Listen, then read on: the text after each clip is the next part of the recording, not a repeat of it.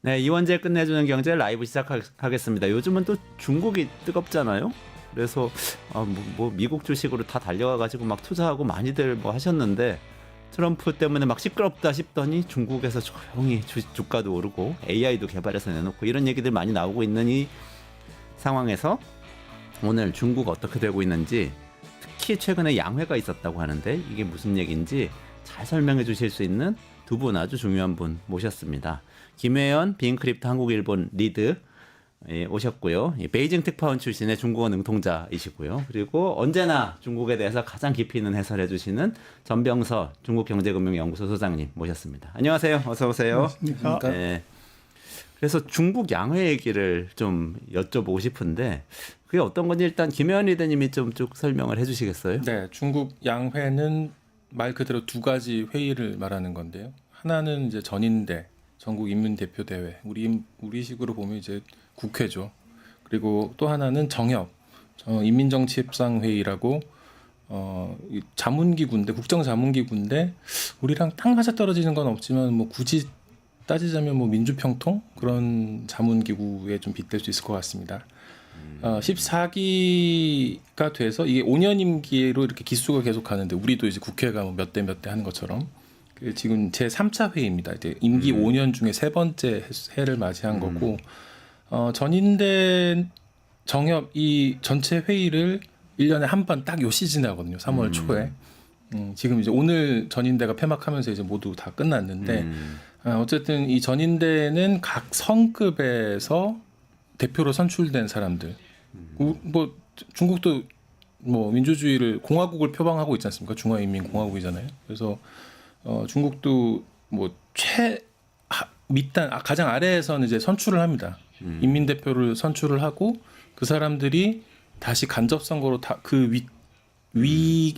단위의 대표를 선출을 하고 그다음 또 선출을 하고 해서 가장 지금 높은 단계에 있는 대표자들이 이 전국 인민 대표들인데, 전체 2,977명, 한 3,000명 정도 되는 사람들이 모여서 회의를 하는 거고요.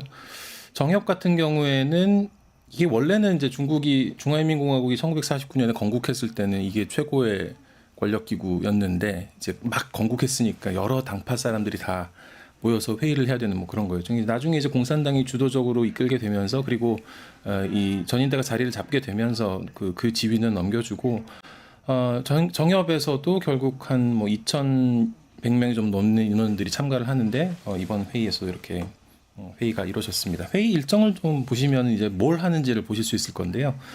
3월 4일에 제가 준비한 표가 있는데 이걸 좀 띄워주시면요. 3월 4일에 정협이 먼저 개막을 합니다. 그리고 1차 전체 회의를 하고요. 그다음 이제 그 이튿날에 전인대가 이어서 개막을 하게 됩니다. 그리고 전체 회의를 하게 되죠. 쭉 보시면 아시겠지만 계속 회의입니다. 소조 회의, 전체 회의, 소조 회의, 전체 회의 뭐 이런 식으로 쭉 가는데, 결국 이제 분과 토론 뭐 이런 식의 회의가 계속 이어지는 그런 거고, 아까 말씀드렸다시피 전인대 한 3,000명, 정협 한 2,100여 명이 이렇게 저렇게 나눠 가지고 또 회의를 하고 이렇게 하고 뭐 그런 모습들입니다. 우리가 밖에서 보면서 이제 그 중에서 가장 중요하다 하면서 이제 보게 되는 것들은 3월 5일 전인대에서 있었던 리창 총리의 정부 업무 보고라는 발표입니다. 이게 이제 올해 지난 1년 동안 우리 정부가 중국 정부가 뭘 했고 1년 동안 앞으로 뭘 할 것이다 이런 걸 얘기하는 건데 이걸 이제 발표하고 나면은 소조로 주로 쫙 나눠져서 이걸 회의를 하고 이제 통과시키고 이런 걸 논의하는 거고요. 그다음에 3월 8일에 보면은 중국의 다른 이제 헌법기관들이라고 할 수 있는 전인대, 국회, 그다음에 법원, 검찰이 각각 업무 보고를 하게 됩니다. 이것도 이제 인민 대표들이 회의를 통해서 다루게 되는 거죠. 그다음에 이제 밖에서 보기에는 3월 7일에 있는 왕이 외교부장 기자회견이 또 눈길을 끕니다. 이게 아무래도 중국의 대외 노선 이런 것들을 볼 수 있는 그런 기회이기 때문에 그런 거고 나머지는 사실 뭐 우리가 화끈하게 생각할 만한 미중 대결 구도에서 중국이 어떤 입장을 취할 것이다라고 발표하는 뭐 그런 장면은 사실 양회는 없다고 보는 게 맞을 것 같습니다. 이건 그냥 국내 정치 일정이기 때문에. 아, 그렇군요. 다만 이제 그 중요한 사람들이 다 모이겠죠. 그러면은 이제 그 다음 페이지를 보시면은 이런 부장 통로라는 뭐 새로운 코너가 하나 생겨가지고 그 이제 부장이 장관이잖아요. 중국에서는 부장이 장관이요. 장관들을 만날 일들이 잘 없으니까 장관들이 이 회의에 참석하면서 지나갈 때 원래는 기자들이 가서 막 붙잡고 물어보고 그러던 거를 이걸 좀 이제 좀 정식 이벤트로 만들어서 기자들이 막 모여 있고 마이크를 하나 놓고 장관이 지나가다가 여기서 이제 말을 하는 식으로 꾸리는 뭐 그런 모습도 볼 수 있습니다. 그렇군요. 그 중요하게 나온 이야기 간략하게 얘기해 주시죠. 중요하게 나온 이야기는 사실 전병서 소장님이 앞으로 이제 지금부터 짚어주실 거라고 생각을 하고 딱 한 가지만 제가 꼽으라면은 지금 제가 만든 슬라이드의 4번째 페이지에 나오는 건데 아까 말씀드린 대로 이창 총리가 중국 정부 업무 보고라는 거를 이제 한다고 말씀드렸는데 거기에서 이제 10대 임무를 발표를 했습니다. 소비 진작, 내수 확대, 새로운 질적 생산력 발전 등등등등 해가지고 10개가 있는데 여기서도 보시면은 뭐 외교, 국방 뭐 이런 얘기는 없잖아요. 다 그냥 진짜 굉장히 국내 정치 행사라는 걸 알 수 있는 건데 사실 이게 갑자기 뿅 하고 나타나는 게 아니거든요. 이거를 위해서 작년부터 계속 논의를 하고 회의를 하고 그래서 한 작년 연말쯤 되면은 여기에 뭐가 나올지를 알 수 있는 회의가 한번 열립니다. 중앙경제공작회의라고 12월에 열린 회의에 2025년 중점 추진 과제라는 걸 갖다가 발표를 하게 되는데 작년에는 9개를 발표를 했었어요. 네. 근데 올해 여기 정부 업무 임무에서는 10개가 된 거죠. 하나가 추가됐네. 하나가 추가가 됐는데 바로 과학기술 혁신 강화였습니다. 과학기술. 그러니까 아무래도 이게 요즘 분위기에서 뭐 딥시크라든지 사실 뭐 교육부 장관 지나가는데도 딥시크 물어보고 과기부 장관 들어가는데도 딥시크 물어보는 그런 풍경들이 많았는데 이 과학기술에서 어떤 좀 전기가 마련된 건가 하는 중국 이 국민들의 어떤 궁금증을 좀 해소해 주는 것도 있고 거기에 대해서 정부가 어떤 자신 있다는 입장을 밝히는 그런 태도도 엿볼 수 있는 거 아니었나 하는 생각을 했습니다. 그렇군요. 리창 총리의 10대 임무까지 말씀 주셨는데 전병서 소장님은 이거 어떻게 보십니까? 순서가 중요해요. 그래서 뭐 10개를 했냐 20개를 했냐 이게 중요한 게 아니고 그 맨 1번에 뭐가 올라왔냐가 중요한데 작년 같은 경우는 1번이 그 현대 산업 체계 구축 강화 뭐 신품질 어쩌고 하는 이런 얘기가 1번인데 내수 소비는 3등이었어요. 그런데 이번엔 그게 1등으로 올라왔다는 거죠. 그래서 얘기는 중국은 이제 뭐 양회든 뭐든 간에 그 숫자가 없어요. 근데 이제 중요한 거는 어떤 걸 먼저 얘기했냐, 얼마나 많이 얘기했냐. 그래서 보면은 그 10대 업무 중에서 3등에서 1등으로 올라온 것이 소비. 그다음 두 번째가 뭐 신질 생산력 뭐 어쩌고 이런 말이 있는데 이게 뭐냐면 혁신형 산업입니다. 이게 2번. 그다음에 이제 말씀하신 과교 흥국 뭐 이제 과학 기술 가지고 한다 요렇게 돼 있고 지금 이제 중국이 양회의 때 전인대에서 과거에는 그 대외 정책을 얘기를 해요. 무역도 얘기하고 수출도 얘기하는데 이거 최근 몇 년 동안 안 하는 이유는 미국을 자극하지 않기 위해서입니다.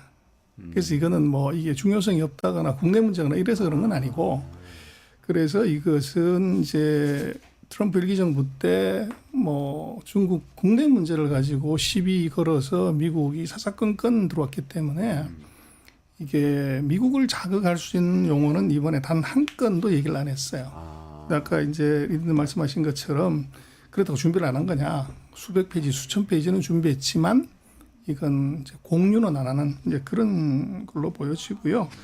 그래서 이번에 보면 키워드를 보면은 이게 뭐 공부에서 가장 많이 나온 단어가 소비가 1번, 과학기술이 2번입니다. 그래서 금년도에 중국 경제정책의 큰 방향은 딱 두 가지다.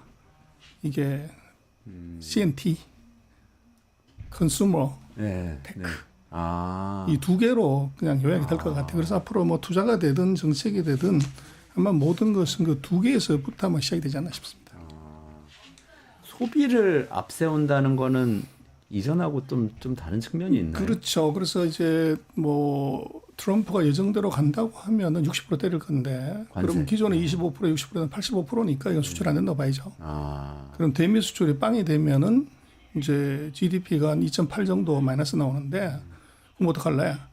그것의 해법을 여기서 찾은 거죠. 그래서 내수가 한 뭐 GDP 한 60%였는데 요거를 5%딱 올리면은 그게 커버가 되죠. 그래서 금년도에 지금 이 경제 정책은 이 미국과의 전쟁에서 대미 수출이 0이 된다는 걸 전제로 깔고 이미 만든 거다. 근데 부동산 때문에 굉장히 이 내수가 안 좋지 않았나요? 4년 동안 안 좋았죠. 네, 그래서 그거를 그거는 이제 제가 볼 때는 뭐 끝난 얘기고, 그래서 2021년부터 헝다 부동산부터 중국 부동산 때문에 뭐 나라 망한다는 얘기를 했지만은 아직 안 망하고 있고, 그거는 작년 9월이 이미 이제 터닝 포인트인 것 같아요. 그래서 모든 규제 다 풀었고 이제 완전히 스탠스를 바꿔가지고 부동산 경기 부양 쪽으로 완전히 돌아섰어요. 그래서 뭐 지금 중국 부동산 때문에 망한다, 위기다 이렇게 하는 것은 넌센스다. 그러면 그 아주 통상적인 정책 수단으로 생각을 해보자면 금리를 내리고 재정을 확장하고 이런 방식으로 좀 돈을 풀어서 내수 경기를 살린다, 부동산도 포함해서 이런 식으로 생각을 해볼 수 있는 건가요? 그래서 이번에 중국은 이제 이번에 보고서 내용을 보면 재정으로 살린다예요. 그래서 금융 통화 정책이 이게 이제 뭐 서방 세계는 굉장히 유리한 건데 중국은 통화 승수가 50%가 안 돼요. 돈을 100억을 풀더라도 GDP에 기여하는 게 50이 안 됩니다. 그래서 돈이 안 들기 때문에 그래서 통화 정책은 유효하지 않고, 반면에 이번에 보면 재정을 이제 GDP의 한 1%포인트 정도 더 쓰겠다 공식적으로. 근데 실제로는 한 2.8에서 한 3% 더 쓸 겁니다. 그래서 이걸로 이제 맞히는데, 이건 왜 그 재정을 쓰냐 그러면 중국은 재정 승수가 한 2.8 정도 돼요. 그래서 정부에 직접 돈 넣어가지고 하는 것이 경제에 미치는 이펙트가 굉장히 크기 때문에 금년에는 이제 GDP를 반드시 맞춰야 되는 입장이기 때문에 재정 정책을 이걸 세게 쓰는데, 아마 이것은 역대 최대 규모의 아마 재정 적자를 해가지고 경기 부양할 겁니다. 그럼 자산 시장이나 고용에도 영향이 있을 거라고 볼 수. 그래서 중국은 왜 이제 5%를 뭐 금년에 또 했냐 그러면 중국의 GDP는 이것은 고용 지표라고 봐야 돼요. 그래서 우리 서방 세계는 민간 기업들이 뭐 GDP의 7, 80%를 커버하기 때문에 민간 기업들의 이익의 극대화가 GDP로 나타난다고 하면 중국 GDP는 전체 GDP의 한 63%가 국유 기업입니다. 그래서 국유 기업은 이익을 많이 내려고 하는 게 아니에요. 그래서 뭐냐 그러면 중국의 GDP는 대졸자들을 이제 얼마나 수용할 수 있냐. 뭐 어느 나라든 간에 목물 실업자가 많아지면 나라 위험이죠. 그래서 중국이 금년에 1220만 명 졸업을 하는데 작년 같은 경우에 GDP 1%다 한 240만 명 고용을 했어요. 그럼 이걸 커버하려면 5.08%가 돼야 사회적 안정을 이룰 수 있는 미니멈의 GDP 수치다. 이제 그렇게 볼 수가 있는 거죠. 그렇군요. 지난 시간에 김혜원 리더님은 그 중국의 AI하고 테크 관련해서 기업가들하고 이 시진핑 만났던 이야기 민영 기업인 저당 소개해 주셨는데 네. 혹시 전병서 소장님께 궁금한 거 없으세요? 전병서... 그게 초점인지 지금 조금 다른 초점 말씀해 주셨는데. 그렇죠. 근데 이제 민영 기업들의 이 대표들을 주요 정치 행사인 양회를 앞두고 불러서 굉장히 거대한 행사를 열고 거기에서 어떤 기업인들의 애로사항을 청취하고 거기에 대해서 또 당에서 해줄 수 있는 거, 정부에서 해줄 수 있는 걸 논의하고 하는 자리를 마련했다는 것 자체로도 의미가 있다고 봐야겠죠. 그거는 이제 우린 별 관심이 없어서 안 보는 건데요. 시진핑 그 자담에서 굉장히 중요한 정책의 선회가 있었어요. 아, 그래요.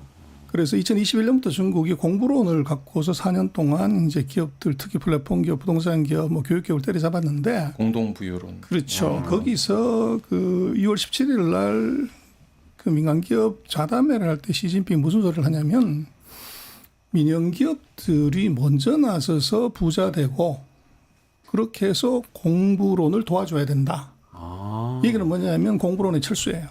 아, 그러네요. 그래서 이제 민영 기업들의 그 제재 규제는 완전히 풀었다.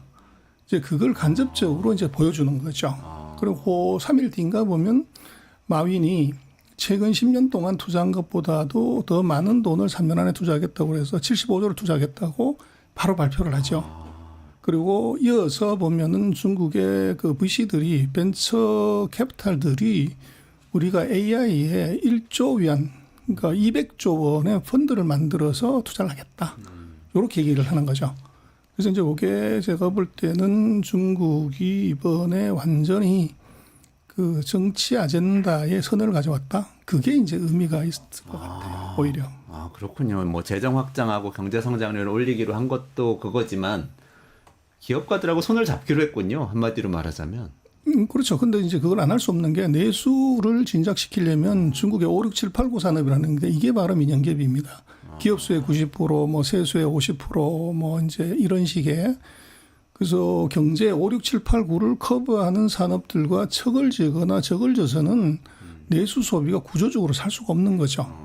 그래서 이제 그게 소위 말하는 양회의 전 빌드업 작업을 한 것이 아까 이제 리든 말씀하신 그 시진핑 자담에 아주 의도되고 계획적으로 한 거고 그걸 보면 17개 기업이 뭐 대표 기업이라고 하는데 실제로는 2개 기업은 뭐 농업하는 이제 그냥 폼으로 온 기업이고 15개가 전부 테크 기업입니다. 그 얘기는 이제 앞으로 민영 기업들을 뭘 밀어줄래 그럴 때 먹고 마시고 이게 아니라 이것은 기술 기업에 그리고 아주 재미난 것은 보면 이제 그 35살짜리 로봇 회사 사장하고 40살짜리 그 딥시크 사장이 지금 거기에 중국의 뭐 기업의 거물이죠. 하웨이 런정페이 회장이나 뭐 마와텅이나 이런 사람들하고 같은 줄에 앉아가지고 이게 얘기를 하고 또 발표도 했어요.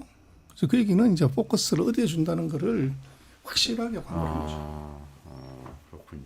사실 소장 말씀대로 그 시진핑 주석 본인이 이 공부론에서 선부론이라는 게 사실 등소평 시기에 이제 기업들을 민영 기업들을 육성하겠다라면서 부자들 먼저 돈 많이 벌어라. 그렇죠. 먼저 선부론인가요? 일종의 이제 좀 트리클 다운 같은 뭐 그런 거였는데 그런 식의 공부론을 지금 한 몇 년째 얘기를 하다가 그 선부론에 가까운 얘기를 실제로 발언을 또 양회 때도 했습니다.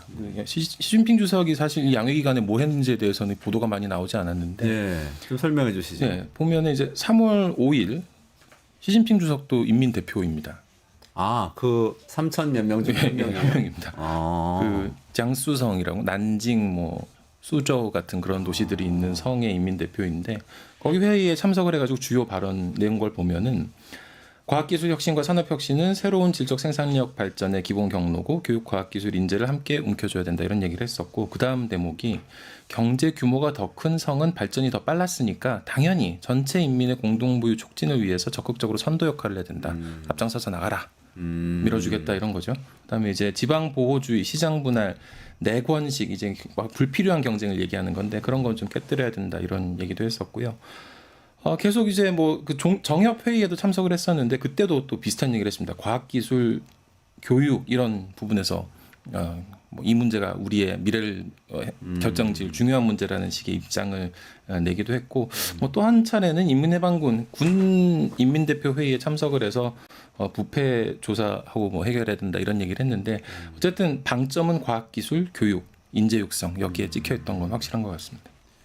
더 큰 경제 규모가 더 큰 성이 먼저 나가야 된다 얘기 들으니까 우리로 따지면은 서울이 잘 하고 있으니까 서울을 더 키우고 이렇게 들리는데 아까는 또 빅테크를 더 키우고 이렇게 들리기도 하고 그런 겁니까? 어떻게 보세요? 빅테크 회사들이 예를 들면은 이제 이번에 리드님 말씀하신 것처럼 시진핑이 3년 연속 장수성 그 대표로 온 거예요. 네. 그래서 매년 그게 바꿔서 이제 오는데 그 왜 거기를 간 거냐 그러는데 그게 지금 장수성, 저장성, 그다음에 광둥성이 중국의 3대 빅테크들의 본산이라고 봐야 돼요. 아, 그래서 베이징 같은 경우는 이제 소프트웨어나 뭐 인터넷 하는 데고, 그래서 하드웨어적인 예를 들면 뭐 반도체 뭐 이런 것들은 장수성에 대부분 다 있죠.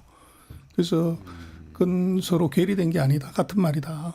아. 대성이 빅테크나 하이테크의 중심이다.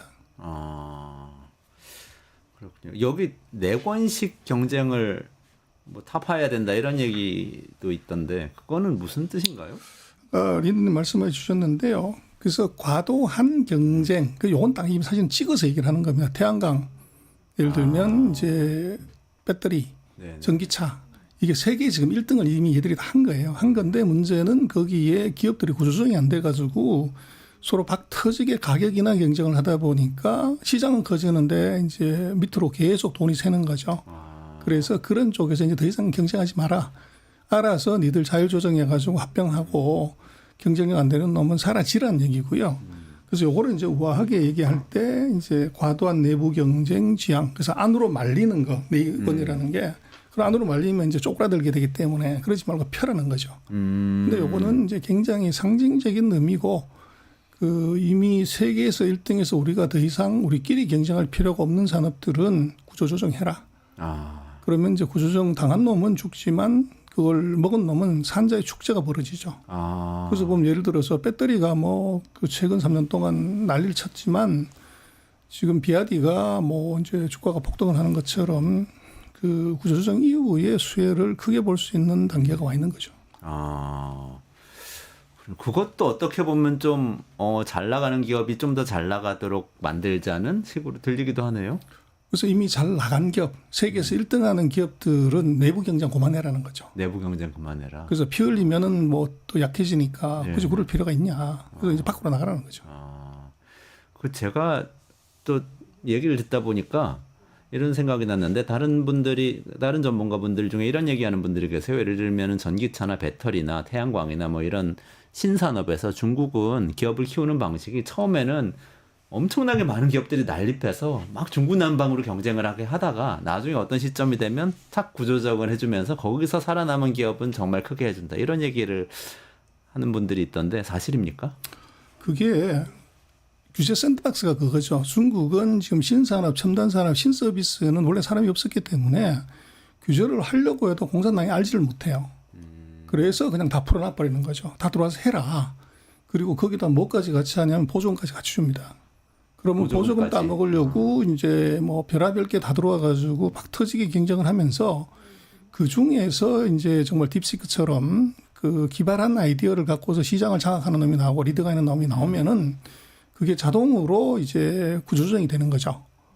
그리고 이제 그게 안 되면 또 어떤 거를 하냐면 바로 테슬라 같은 겁니다. 세계에서 1등 하는 놈을 거기에다가 유치를 해버립니다. 아, 그렇기 때문에 메기가 한 마리 들어가가지고 이제 그 휘두르면 이 안 잡아먹히기 위해서 피나는 노력을 하게 되면서 경쟁력을 갖추는 거죠. 아, 그렇게 되면은 이제 살아남은 놈 빅5, 빅10들은 그건 바로 세계에서 1등부터 10등까지 하는 그런 구조인데 그래서 중국이 지금 신산업, 신성장 산업은 전부 이 모델을 씁니다. 그래서 이게 무서운 거죠.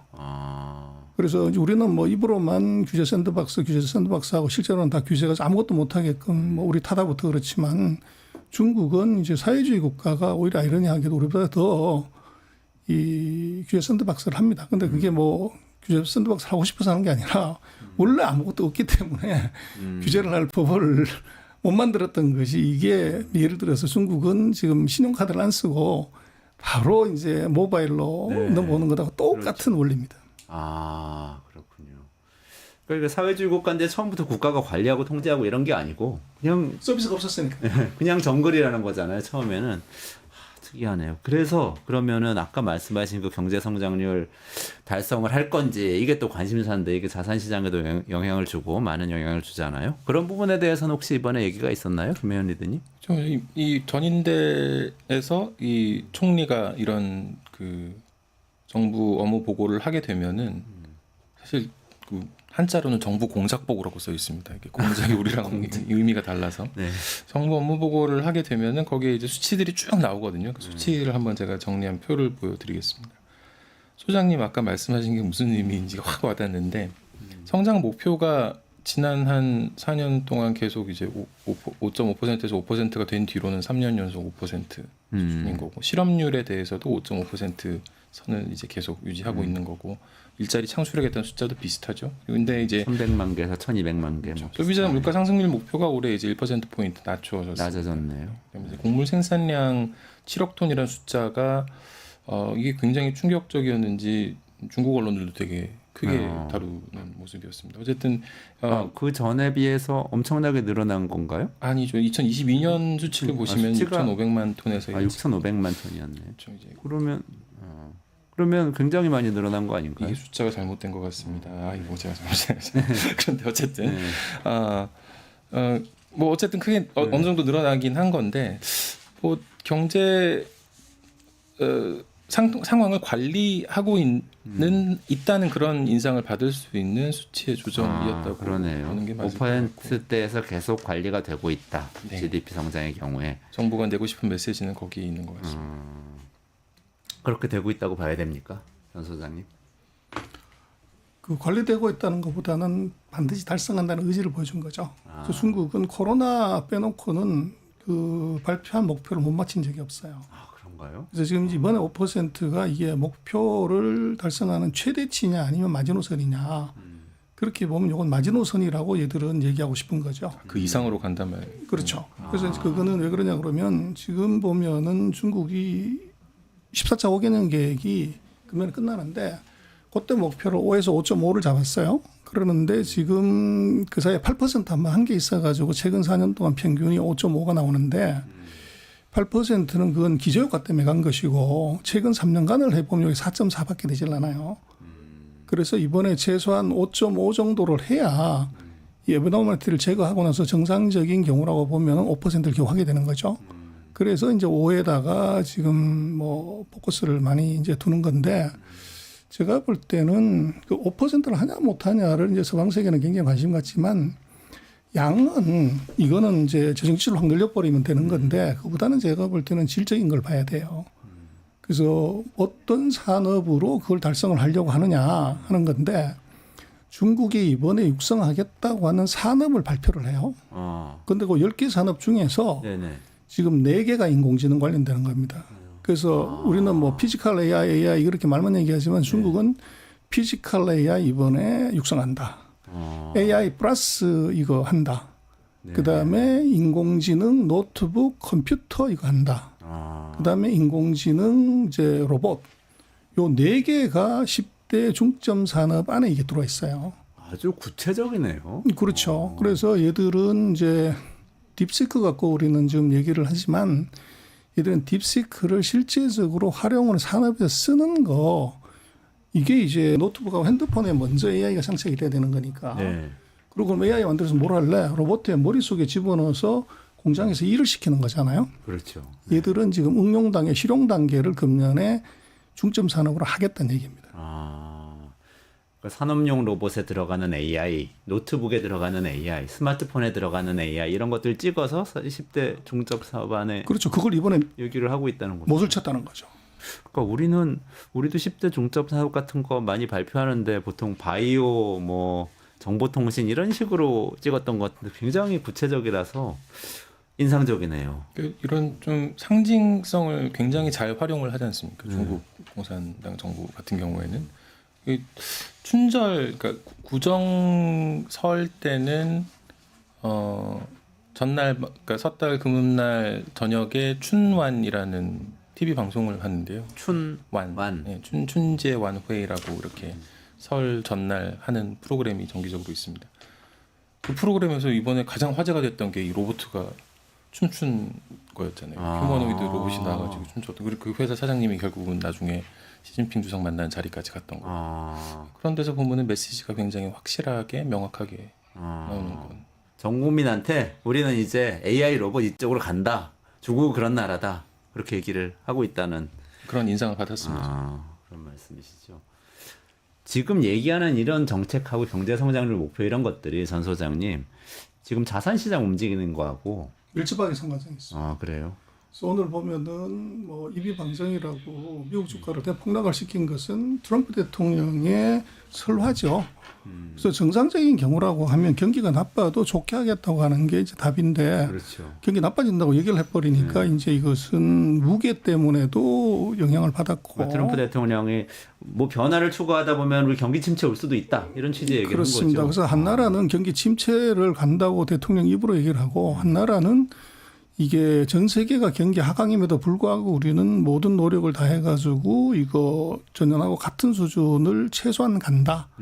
이렇게 얘기하는 것은 이제 투자에 대한 신뢰를 이제 줄 수가 있고 그게 이제 오늘 주가에서 나타나죠. 중국은 주가가 올랐는데 미국은 이제 폭락을 했고 그래서 결국은 이게 이제 뭐 그 대통령의 입이 이제 어떤 말을 하냐는 것이 굉장히 중요한 것 같아요. 그래서 뭐 트럼프 대통령 같은 경우는 방송인 출신이긴 하지만 너무 좀 가볍다.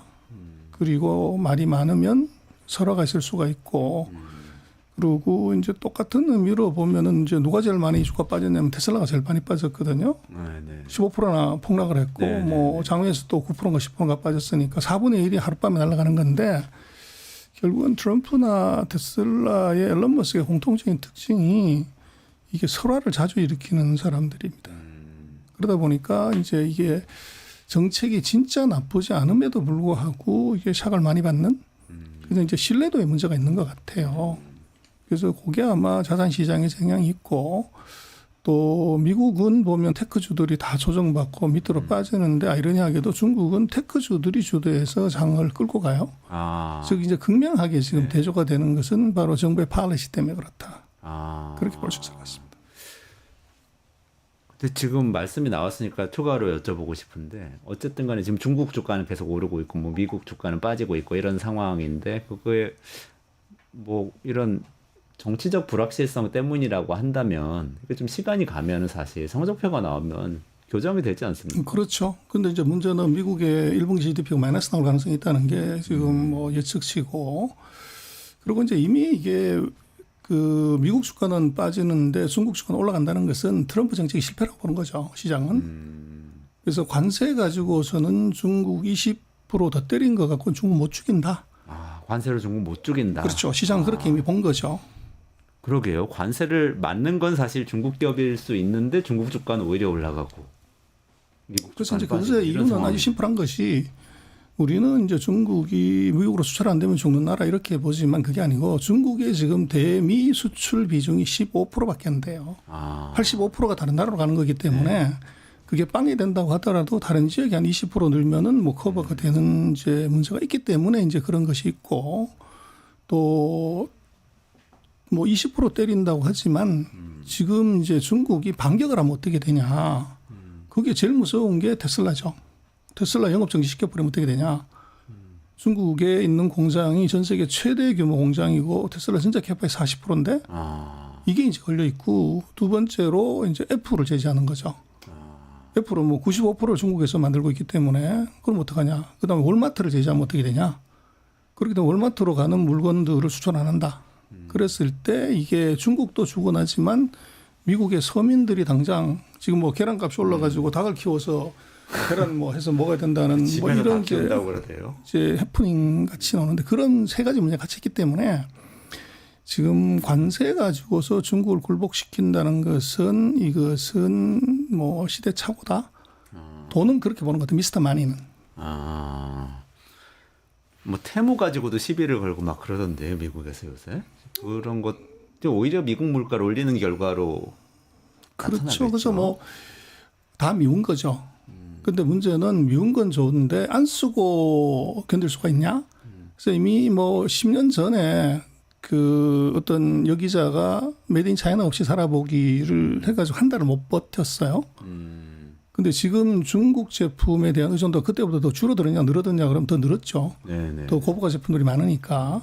그런 상황에서 지금 중국에 관련되는 무역으로의 제재는 제가 볼 때는 트럼프가 바보가 아닌데 그걸로 중국을 자초시키겠다고 하는 것은 아닐 것 같고 뭐 지난번에 한번 말씀드린 적이 있지만 무역으로 시비를 걸어서 상대를 이제 혼란스럽게 만들고 난 다음번에 바이든이 만들어 놓은 이제 기술의 올가미를 갖고 목을 세게 조는 거죠. 그래서 숨이 막힐 때 그때 이제 금융시장을 열어라 또는 환율을 절상을 해라. 그래서 중국의 생산력이나 제품력은 이것은 뭐 미국이 따라갈 수가 없어요. 그럼 뭘로 죽이면 되냐? 금융력으로 죽이면 되죠. 환율을 확 절상시켜버리면 되니까 그걸 하기 위한 빌드업 작업이 지금 예를 들어서 뭐 관세를 때린다든지 또 기술에 대한 언급 이제 그걸로 보여지고 그래서 아직은 뭐 지만 지 2달밖에 안 됐기 때문에 뭐 그거 갖고서 판단하기는 어렵지만 하여간 시장이 보고 있는 것은 지금 쓰고 있는 방법으로는 뭐 별 효과 없다. 그런 것 같아요. 효과가 없다. 그러게요. 뭐 물가가 오르고 주가가 떨어지고 그러니까 본진이 흔들리는 것 같은 상황인 것 같아서 트럼프 대통령이 어떻게 생각할까 모르겠는데. 근데 중국이 얘기하는 5% 성장이라는 게 사실 규모는 어마어마하거든요. 예전에 이제 막 두 자릿수 성장하던 그 시절을 생각하면 5% 아이 왜 이렇게 떨어졌나 중국이 이제 끝났구나 뭐 이런 얘기를 하는 땔감으로 쓰는 분들도 있는 것 같습니다. 근데 사실 중국 경제 규모의 5%를 하면은 그게 아마 한국 GDP 한 절반 조금 넘는 수준, 조금 안 되는 수준일 거예요. 그래서 네. 아마 이제 그 정도 성장을 계속 하고 있으면 2년 되면 한국만한 경제가 하나씩 나오는 뭐 그런 네. 식인 건데 계속 중국의 성장 속도는 뭐 엄청 어마어마하다고 봐야겠죠. 그걸 지금 계속 아까 말씀하신 것처럼 지금 이걸 계속 이어가고 있는 상황에 대해서 미국에서 위기감이 훨씬 더 큰 것 같고. 그렇네요. 이번에 양회에서 그런 미중 관계 관련해서는 이야기 나온 게 없었나요? 이야기 나왔습니다. 아까 이제 말씀드렸다시피 이제 그 외국에서 훨씬 관심을 많이 갖는 네. 외교부장의 기자회견이 왕이 외교부장이죠. 왕이 외교부장이 국무위원이기도 하고 그 기자회견을 했는데 크게 봐서 한 8가지 얘기를 했습니다. 첫 번째는 이제 미중 관계, 미국에 대해서 여러 차례 얘기를 하면서 이 워싱턴이 중국의 발전을 억압하고 있다 이런 얘기를 하고 미국이 계속해서 중국을 억압한다면은 우리도 단호하게 대응을 하겠다, 맞서 싸우겠다 뭐 이런 얘기였고. 안정화 세력으로서의 중국이라는 표현을 썼습니다.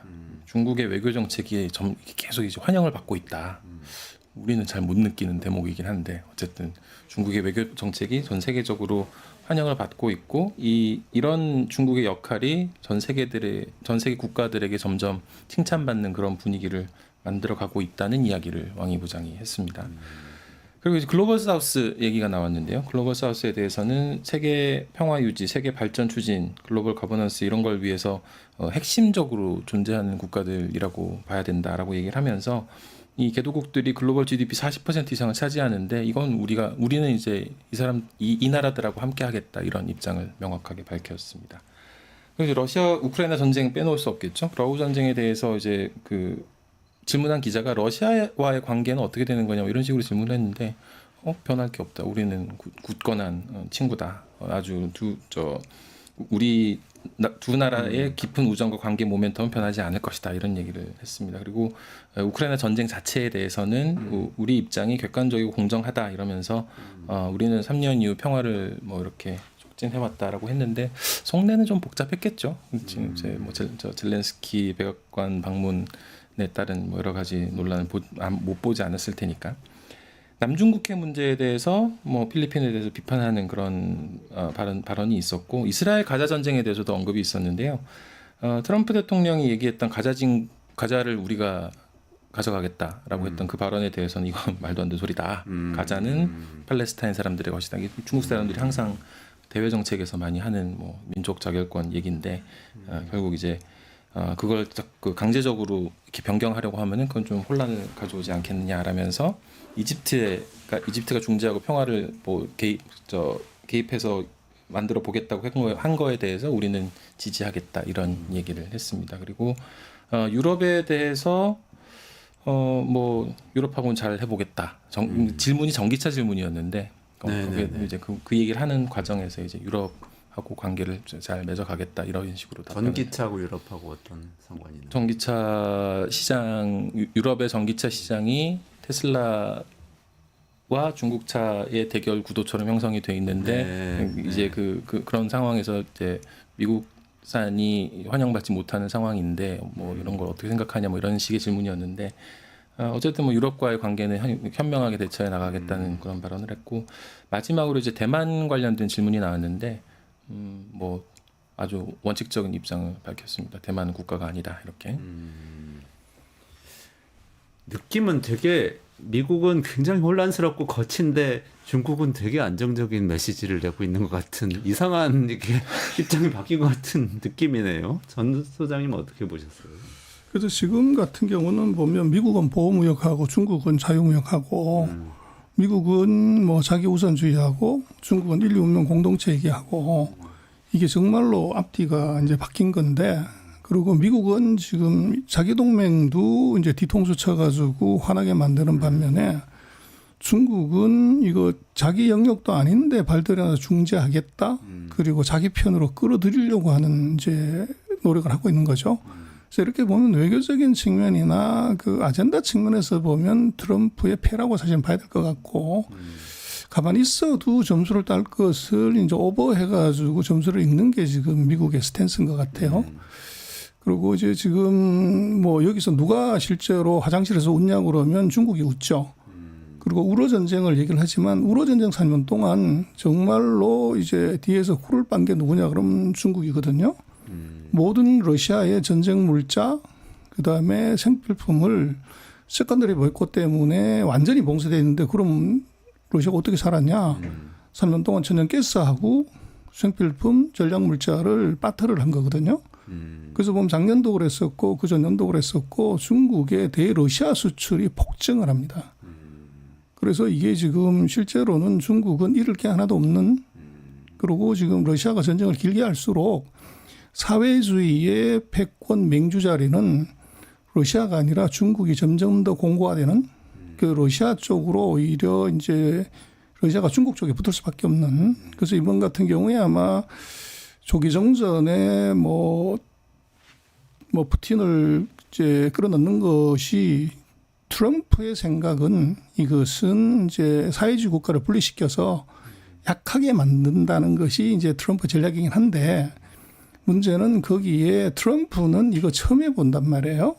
근데 지금 푸틴 같은 경우는 뭐 그 사이 대통령 5명을 상대를 해가지고 딜을 해봤고 그렇기 때문에 아주 노예에서 이미 뭐 트럼프의 속내를 다 읽고 있는 거죠. 그래서 오히려 시진핑하고 더 가까운 척 하면서 이제 트럼프를 속달기 위해서 더 많은 걸 얻어내는 그 전략으로 지금 가는 것 같아요. 그래서 종전 뭐 다 좋은데 뭐 이렇게 얘기를 하는 걸 보면은 오히려 중국을 레버리지 걸어가지고 더 많은 것을 얻어내는 영악함으로 이제 보여지고 또 이제 미국 같은 경우는 중국을 견제하기 위한 목적이긴 한데 문제는 둘이가 더 가까워져 버리면 어떻게 되냐. 그래서 러시아하고 중국의 관계는 이것은 뭐 개와 고양이의 관계예요. 누가 이제 사회주의 국가의 종주국이냐를 갖고 치고받고 싸움질 하지만 공통의 적이 있을 때는 이건 똘똘 뭉칩니다. 그게 이제 공산주의의 특징인데 미국이라는 공공의 적을 두고서 러시아가 트럼프하고 짝꿍을 먹는다? 그거는 상정할 수 없어요. 그래서 철저하게 이제 이익으로 놓고 보면 아무래도 앞으로 트럼프는 더 많은 공을 들일 거고 빨리 단기에 성과를 내야 되니까 반면에 러시아하고 중국은 더 밀착하는 거를 보여줄 가능성이 있어 보입니다. 그 트럼프 대통령이 지금 하려고 그러는 게 특히 뭐 트럼프 대통령 아니라도 트럼프를 둘러싸고 있는 이 외교 정책하고 있는 미국의 이른바 보수주의 강경 보수 외교 세력이죠. 네오콘들은 러시아와의 관계를 좀 러시아하고 미국이 가까워지면서 중국을 포위하는 걸로 인식하고 있다는 얘기도 있더라고요.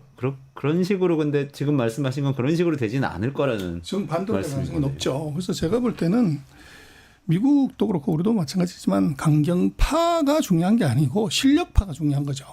그걸 엮어낼 수 있는 외교적 역량, 그다음에 이제 기브앤테이크 할 수 있는 기제를 만들고서 그렇게 들어가야 되는데 이게 예를 들어서 돈바스 지역 나한테 줄 테니까 이거 종전하고 도장 찍어라. 그리고 문제가 되는 건 우크라이나 우리가 눌러줄게. 그리고 우리하고 친하게 지내고 중국하고는 멀리 해라. 너무 이제 이건 일차원적인 단선적인 생각이죠. 누가 봐도. 근데 그게 이미 이제 돈으로 서로 거래해가지고 이게 채권 채무가 있는 상대방이 있으면 미국이 그러면 러시아 너가 지금 필요한 생필품 재건 그 돈 우리가 대줄게.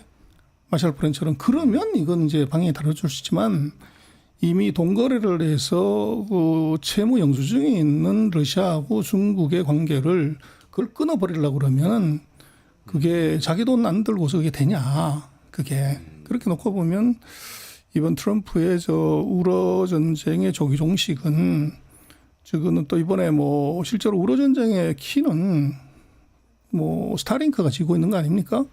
앨런 머스크가 네. 그 통신만 끊어버리면 바로 끝나는 건데 그 끊었다가 사상자가 크게 나니까 이제 인권 문제 나오고 뭐 이게 동맹이 뭐냐 이게 되는 바람에 다시 붙였단 말이에요. 그래서 그게 이제 제가 볼 때는 아, 그게 끊었다 다시 그렇죠. 붙인 거죠. 다시 다시 이제 연결해 준 거죠. 네. 너무 많이 죽으니까. 네.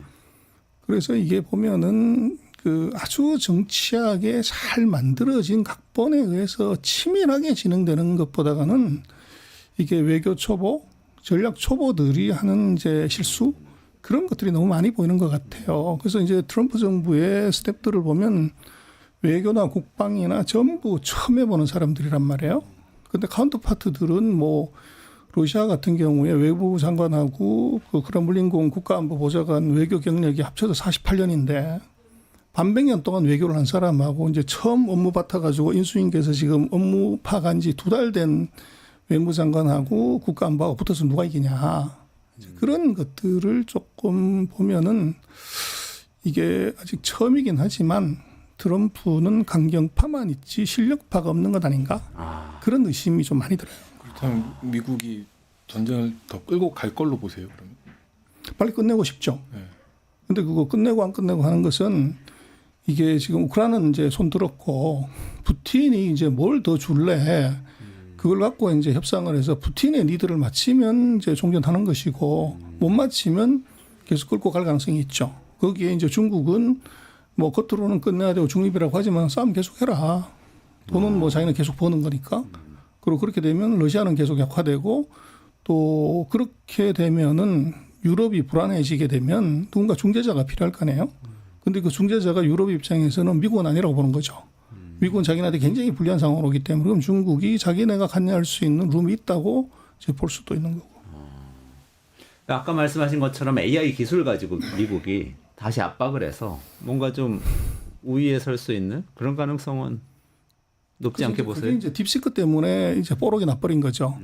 그래서 다 막았는데 어떻게 이거를 이제 딥시크를 만들었냐는 건데 지금 딥시크 정도 수준의 칩은 중국이 이미 만들었고 그리고 그 사이에 밀수를 딥시크에서 사용하는 AI 그렇죠. 칩 말씀하시는. 그리고 그 사이에 HBM도 그렇고 이제 AI 칩도 이미 1년치 1년 반치를 다 사서 생겼다는 거죠. 그러니까 앞으로 1년에서 1년 반 정도 타임 호라이즌에서는 제재를 하더라도 그 약발이 안 먹힐 가능성이 있고 완전히 막았다 그러면 그거는 이제 진짜 영향을 미치겠죠. 그러나 단기적으로는 뭐 그렇게까지 지금 상황이 악화될 가능성은 없어 보이는 것 같아요. 오늘 전병서 소장님 말씀 듣고 이제 김의원 리더님 말씀 들으니까 뭔가 세상이 완전히 뒤집어져가지고 중국이 뭔가 굉장히 저울추가 중국 쪽으로 기우는 것 같은 그런 느낌이 또 들기도 하는데요. 시장도 안정적이고 정책도 안정적인 것 같고. 근데 또 아까 이제 말씀드린 대로 그 총리가 정부 업무 보고를 하는데 리창 총리가 얘기를 하면서 현재 상황을 폭풍이라고 묘사를 했습니다. 폭풍. 예, 아, 그렇죠. 중국 경제가 반드시 폭풍을 이겨내고 미래를 향해서 꾸준히 항해해 나갈 거다. 그러니까 위기감은 있다고 보는 게 맞을 것 같고 뭐 너무 낙관하는 것도 좀 경계를 하는 게 맞지 않을까 보다는 싶습니다. 중국이 잘하고 있는 것이 아니라 미국이 헛발질을 계속해가지고 중국이 상대적으로 돋보이게 만드는 게 지금 상황인 것 같아요. 중국 어려운 거 맞고, 근데 그걸 이제 처리하는 과정에서 보면은 이제 초보자들이 의욕만 갖고 덤비다가 사고를 치는 그런 상황이 아닌가 싶습니다. 알겠습니다. 오늘 여기까지 진행해야 될 것 같네요. 오늘 전병서 소장님하고 김혜원 리더님하고 중국에 대해서 진짜 깊이 있는 얘기 나눴는데 딴 데서 못 들어본 이야기 많이 들었습니다. 감사드리고요. 이원재 끝내주는 경제 매일 오후 5시 45분에 진행하는데 뉴스토마토 끝장 뉴스가 5시에 진행되니까요. 내일도 라이브 오후 5시부터 시청 부탁드리고요. 오늘은 김혜연 리드님 그리고 전병수 소장님하고 같이 여기서 인사드리고 마무리하겠습니다. 고맙습니다.